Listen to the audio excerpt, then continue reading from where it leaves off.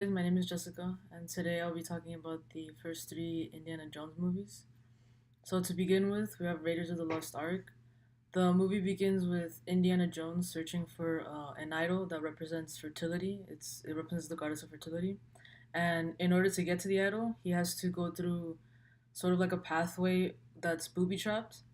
And in a way, this can be seen as a ritual because in order to avoid all the traps set forth throughout this path, he needs to do things such as avoid the light and step on very specific stones in order to avoid being hit by spears or darts. And then once he does get the idol that he was there for, he has to then run through the path again, avoiding a big boulder that's coming towards him. And once he gets out, the religious importance of the idol can be seen by how the indigenous people kneel down and start worshiping it as soon as they see it.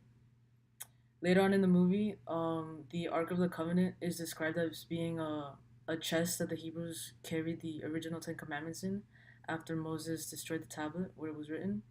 The Ark is said to have power to level mountains and lay waste to lands, and because of this, the Nazis wanted to get a hold of it in order to have complete world domination. Because it is believed that whoever has the Ark will become invincible. The Staff of Ra is said to point towards the location of the Well of Souls, which is where the Ark is located. To do so, however, a type of ritual must be carried out because the staff must be a certain height in order for it to show the correct location, and this must be done in a specific room and at a specific time of day in order for the sons of the I mean the rays of the sun to go through it correctly and point out the location that it's at.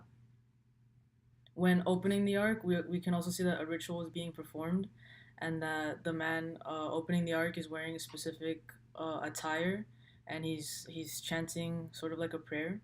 Once the ark is opened, its power is too much for them to handle, and everything starts to explode, and you can see ghosts kind of come out, and anyone who's looking at the ark or who doesn't have their eyes closed ends up dying.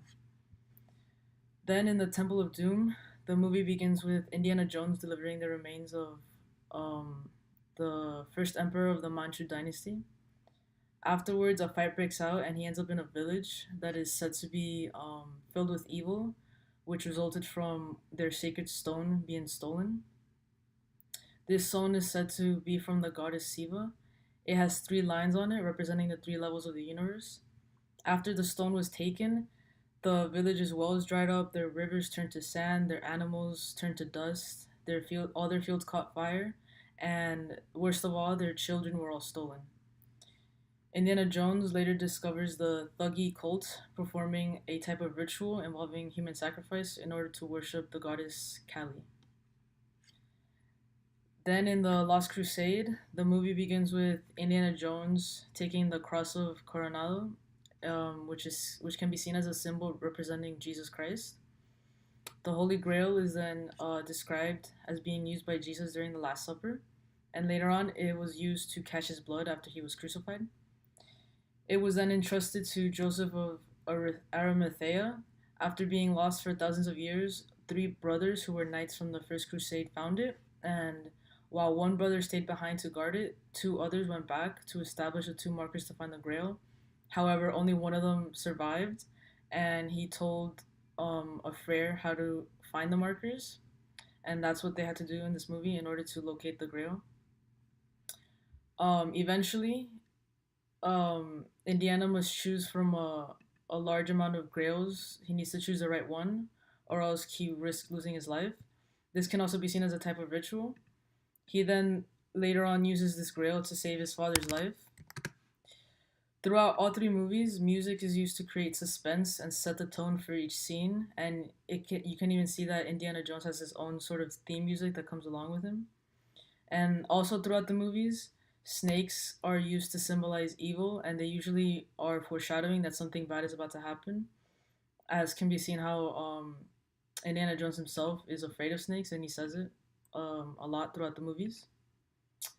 And yeah, thank you.